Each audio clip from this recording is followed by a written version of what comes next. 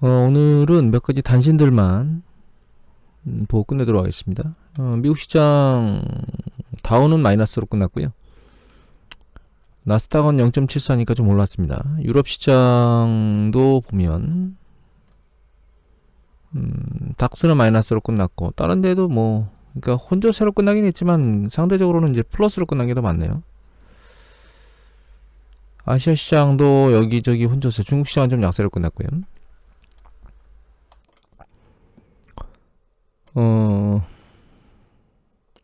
여기저기 혼조세라 시장 자체가 뭔가 방향성을 타진하기 좀 어렵습니다. 지금 급격히 올라야 될 이슈도 없고요. 그러다 급격히 내려야 될 이슈도 없어요. 그냥 인플레이션 얘기들이 계속 나오고 있고.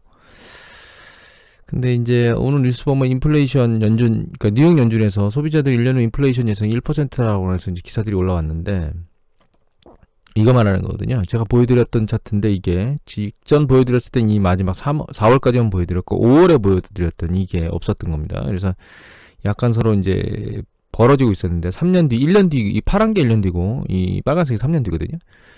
그 얘기한 것의 중앙값을 보여주는 건데 여기가 이제 1년 뒤가 4%라고 예측하는 그런 소비자들이 있다는 거예요.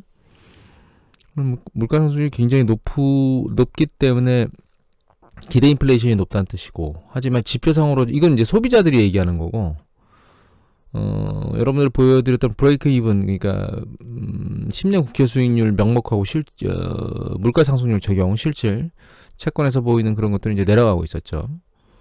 그리고 한 가지 더, 이게 이제 FOMC에서 보여주는 건데 이거는 calculateriskblog.com에 나오는 기사입니다. FOMC의 프리뷰에 보면 이 3월 달하고 12월 달에 인플레이션을 적용한 걸 보면, 인플레이션 생각을 한 걸 보면 여기 PC, 미국은 이제 연준에서 PC 인플레이션을 가지고 하는데 보시면 작년 12월 달 예측치는 1.7, 1.8, 2022년도 이렇게 얘기했는데 지금 3월 달에 나온 거 보면 2.2에서 2.4, 그 다음에 1.8에서 2.1이거든요. 중요한 거는 지금 보는 것보다 내년이 훨씬 더 물가 상승률은 낮다고 보고 있는 거고, 연준에서 바라보는 입장에서는 일반인들이 보는 것보다는 상대적으로 좀 낮게 보고 있다는 얘기거든요. 여기서 3월달쯤에 인플레이션 얘기 나왔던 게 3.2에서 3.1을 보고 있었는데 연준에서는 1년 뒤에 1.8에서 2.1이니까 결국 정책 당국자들은 상대적으로 2%가 타겟이거든요. 그 타겟 물가 상승률 수준 정도에 근접한다 이렇게 볼 거라는 거예요. 그렇기 때문에 올해는 금리 인상을 생각하지는 않을 거예요. 왜냐면 내년도가 돼서 이 정도라는 거니까 폭발적으로 이제 다른 쪽의 물가 상승률, 예를 들면 지난번 물가나 이런 것들이 나왔던 게 자동차, 중고차 판매 관련된 것들을 이제 저희가 데이터들을 봤었죠. 그런 것들 이외에 근원적으로 전체적인 물가들이 다 끌어올라가서 이제 지속될 수밖에 없는 그런 상황이 발생할 경우에 이 전망이 바뀌겠죠. 그런 경우는 다르겠지만 그렇지 않은 경우라면 문제는 기준금리를 빨리 안 올릴 겁니다. 미국에서. 그리고 또 한 가지는 연준이 이거가 있다고 말씀드렸죠. 실업률을 관리한다고 말씀을 드렸는데 잠재 성장률 4%대일 겁니다. 아마 4%로 알고 있는데 제가 알고 있기로는 내년도에 3.6에서 4%가니까 높으면 4%라고 얘기했으니까 내년도면 4% 완전 고용으로 들어갈 거라고 보고 있다는 거거든요. 12월 달에는 그보다 높은 수준을 봤는데, 그러니까 내년 빠르면 후반기, 늦으면 말쯤에 잠재 성장률이 도달하고 물가 상승률 수준이 일정 수준까지 올라가면 2%를 넘어가는 그런 타겟까지 올라간다면 내년 말에 기준금리를 올리지 않을까, 그 정도로 거론이 되고 있습니다. 다만 이거는 예측대로 간다는 전제 조건에서 지금 바라보는 관점이고요. 일단 스텝별로 놓고 보면 잭슨홀에서 열리는 그 회의에서 연준이 지금 현재 하고 있는 이제 매월 800억 달러의 국채 매입하고 400억 달러 MBS 매입과 관련돼서 어떻게 말을 하느냐가 가장 중요한 이슈입니다. 그 이슈에 따라서 시장이 반응을 하게 될 거라고 보고 있고요. 물론 결과적으로 그렇게 반응을 한다 하더라도 조정 이후에 다시 반등하는 형태로 움직이게 될 겁니다. 그러니까, 항상 말씀드리지만 지금 경기 확장 국면에 한 중반 좀 못 와 있는 상태거든요. 그러니까 전환점의 중반 좀 못 와 있는 형태예요. 이제 크게 경기 사이클 확장 국면에서 놓고 보면 그 중반쯤에 도달하는 게 경기를 돌리기 위해서 개입했던 중앙은행이 뒤로 빠지면서 물러나는 게 시점인데, 그게 이제 출구 전략을 진행하는 시점이거든요. 그 초입에 와 있기 때문에 결과적으로는 조정받고 윗방향으로 다시 조정을 끝내고 올라가는 방향으로 타진을 하게 될 겁니다. 작년에 너무나 많이 올랐기 때문에 올 상반기는 지금 못 오르고 있고, 이렇게 지지부진하면 내년에 다시 이제 추가적인 상승 여력의 탄력을 받을, 올 하반기, 내년 뭐 이렇게 받을 가능성이 높아진다고 보시면 될 것 같아요. 그래서 금리 인상에 대해서는 지금 그지 그렇게 신경 쓸 일이 아니다. 이주열 한은 총재가 금리를 올릴 수 있긴 한데, 이주열 한은 총재가 금리를 올리신다면 그건 주택시장에 영향을 미치겠죠. 주식시장은 조정으로 끝나게 될 겁니다. 말이 나온 김에 이주열 한은행 총리께서 기준금리를 올리겠다고 액션을 취하면 제 생각에는 이미 계속 말씀드려왔지만 올 하반기 올릴 거라고 예상을 하고 있고요. 이 올리는 거는 미국보다는 빨리 올리게 될 겁니다. 예전에도 미국보다 빨리 올렸습니다. 저희가 글로벌 금융위기 때도 마찬가지고요. 한참 빨리 올렸죠. 제 기억에 10월 달에 올린 것 같은데요. 2010년 10월 달이네요. 2010년도에 올렸고, 미국은 2015년도 12월 달에 올렸거든요. 그리고 우리는 거꾸로 2010년도에 올렸다가 2011년도 8월 달에 주식 붕괴 맞고, 그 다음에 2011년도 후반인가 2012년도에 금리 다시 내리기 시작했습니다. 저희는. 그래서 금리는 올 하반기에 올리게 될 거고, 아마 그 테이퍼링, 미국의 그 채권 매입 규모가 줄어드는 이런 테이퍼링과 맞물려서 아마 금리를 올리지 않을까, 이런 생각을 하게 되고요. 그게 주택시장에 영향을 미칠 겁니다. 이제 주택시장 아직도 그러니까 오세훈 시장이 들어와가지고 다시 약간 불을 붙여놓은 것 같긴 한데, 집값이 너무 올라와서 주택 매입의 구입이 점점 줄고 있다라고 하는 그 조사 결과가 나왔어요. 직방에서 이제 그 주택 매매 관련된 조사를 했는데, 점점점 3분기 가면 갈수록 주택의 매입 수요가 감소하고 있다는 얘기는 나오고 있습니다. 전세가 다 집값에 난리를 치고 있는데, 향후 점점 추구 전략 쪽 방향으로 가면 집값 상승에 대한 부분은 좀 누그러지지 않을까. 우리나라뿐만 아니라 전세계가 다 공통적으로 겪고 있는 부분입니다. 그다음에 제가 지금 궁금해하는 건 유가가, 그러니까 인플레이션이 나왔으니까, 사실 이거 아시아 경제 보도인데요. 친환경 투자하니까 유가가 오른다라고 하는 보도가 나왔어요. 다른 보도가 아니고 여기서 딱 나왔더라고요. 여기만. 월스트리트저널에서 친환경 투자 확대로 인해서 화석연료 투자가 감소하면서 결과적으로 그게 유가의 공급에 영향을 미쳐서 수급의 불일치가 발생하고, 그게 이제 유가를 급등시킬 가능성이 있다라고 배팅하는 사람이 있다는 겁니다. 최근 보면은 원자재를 볼까요? 이 원자재 보시면 특이한 게, 네이버 이제 이거는 소비인 콩이죠. 콩 같은 경우 이제 급등했다가 급등세를 이제 다시 깎아먹고 내려오고 있거든요. 구리 보면, 구리도 마찬가지입니다. 급등했다가 다시 이제 안정국면으로 돌아가고 있는데, 카멜마 금도 이제 머리를 치고 올라갔다 약간 내려오고 있는데, 이 유가만은 지금 계속 위로 달려가고 있습니다. 그래서 도대체 얘가 왜 올라가는 거야? 오펙하고 플러스까지 다 공급을 늘린다고 얘기를 하는데도 지금 계속 올라가고 있어서 잘 이해가 안 되고 있었는데, 친환경 관련해서 자꾸 바이든이 친환경 정책 쪽으로 넘어가니까 화석연료의 투자가 줄고, 그게 이제 공급에 영향을 미친다. 그래서 그쪽에 베팅하는 사람들이 있다는 거예요. 지금 현재 수급이나 이런 문제를 야기시킨 게 아니고, 가능성, 여기 보면 불일치로 만들어지고, 그게 이제 결과적으로 여기 이제 배팅하는 사람이 있겠다, 이런 뜻이죠. 상황은 지켜봐야 될 것 같아요. 그런데 이거는 실제로 수급의 가능성이지 이렇게 됐다는 뜻이 아니기 때문에 상황은 지켜봐야 될 것 같습니다. 이렇게 유가가 올라가게 되면 인플레이션에 대한 영향을 미치지 않을 수가 없습니다. 뭐 대표적으로 미국은 땅덩어리가 크기 때문에 석유나 이런 것들 쪽을 많이 쓰죠. 그러니까 인플레이션 쪽에 에너지 부분에 영향을 미치는데 연준 쪽에서 보는 거는 코어 PC를 볼 거기 때문에 금리 인상이나 이런 쪽에 상대적으로 덜 반영이 되긴 하겠지만, 그럼에도 불구하고 인플레이션이 저렇게 올라가게 되면 뭔가 영향을 미칠 수밖에 없겠죠. 그리고 이거는 중국인데, 중국 당국자가, 외환관리 당국자가 중국이 그러니까 위안화가 강위안화로 계속 움직여서 그걸로 환으로 돈을 벌 생각을 하지 말라라고 경고가 나왔다고 얘기가 나왔거든요. 근데 이건 이제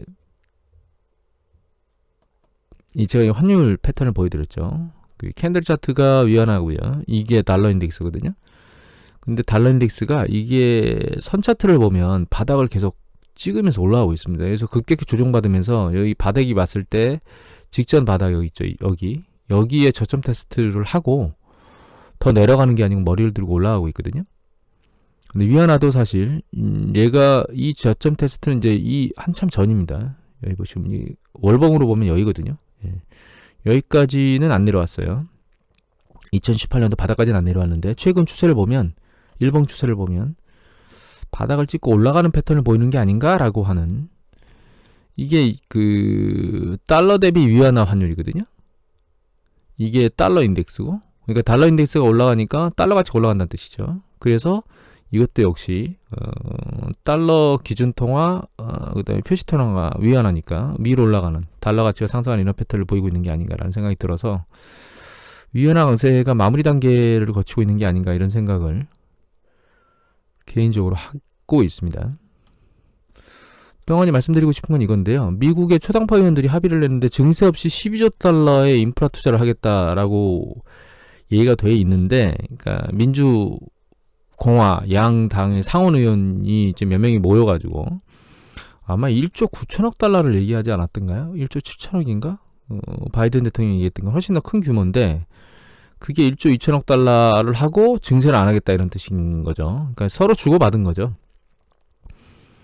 근데 이거는 기존에 예상했던 것보다는 적은 규모로 나오는 거고, 제가 신문기사를 읽고 기억하고 있는 거는 지금 예산을 조정해서 이런 어떤 예산안들을 통과하는 거, 다른 예산들을 조정해서 통과하는, 시킬 수 있는 게 아직 한 번 더 남아있다고, 그러니까 1년에 2번이라고 얘기했던 것 같아요.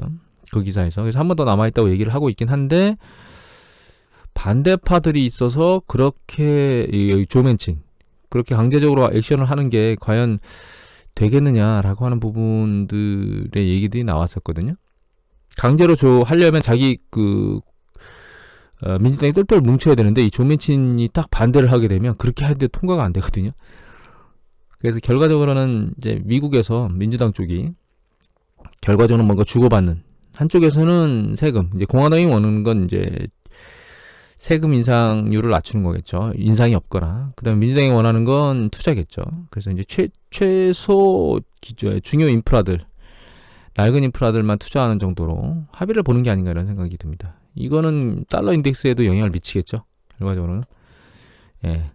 달러가 푸는 게 상대적으로 기대치보다 적기 때문에 이게 바닥을 찍고 올라가는 이런 부분. 그 다음에 이제 지난번에 고용이나 이런 것들, 그러니까 실업수당이 너무 많아가지고 결과적으로 공화당 쪽의 주지사들이 추가적으로 주는 실업수당을 안 주는 걸로 20몇 개인가요? 진행을 한다고 그랬었죠. 그런 결과적으로 달러가 덜 풀린다는 뜻이거든요, 국민들한테. 그런 것들의 영향 때문에 달러 인덱스가 바닥을 찍고 있는 게 아닌가, 이런 생각이 들게 됩니다. 저는 이런 생각을 하게 돼요. 이게 우리가 달러 인덱스 얘기를 계속하고 금값 얘기를 계속했는데, 예전에 달러 인덱스하고 금값 얘기를 할 때 누차 말씀드리지만 시간이 지난 다음에야 그걸 우리가 알게 되거든요. 그래서 한없이 달러 인덱스 가격 움직임에 따라서 금값이 폭등할 것이다, 이렇게 예측을 하거나 그런 얘기들이 나오던 그때, 결과적으로는 장기적으로 박스권을 유지할 수밖에 없는 상황이 지금 말고 차트상으로, 우리가 옛날에 차트상으로 이렇게 봤었죠. 이건 글로벌 금리 때 달러를 대량으로 살포하면서 차트상 움직였던 행위, 이거는 요번에 차트상 움직였던 행위잖아요. 그래서 한 가지 말씀을 드리고 싶은 거는 우리가 어떤 상황이 한쪽 방향으로 계속 움직일 때 그게 한없이 갈 것 같은 느낌이 들거든요. 그리고 그럴 거라고 전문가들이 얘기하는 사람들이 나와요. 항상 그럴 때마다 우리가 생각해 봐야 되는 건 장기적으로 과연 상황을 봤을 때, 그러니까 지금과 비슷한 상황, 과거에 있었던 그 패턴을 참고해서 보는 것이 상당히 중요하다는 걸 아셔야 됩니다. 물론 금값이 왜 움직이는지에 대한 요인도 알아야 됩니다. 금값을 움직이는 이유들이 있거든요. 예전에 한번 말씀을 드린 적이 있는데 그런 요인들과 포함해서 종합적으로 검토를 하면 방향성 일부 좀 더 정확하게 판단을 할 수가 있고요. 중요한 건 그 시점에 그것을 판단해야 된다는 거죠. 시간이 지나면 전체 그림이 나오는데 그 시점에 판단하기가 어렵다는 겁니다. 개인들이. 그래서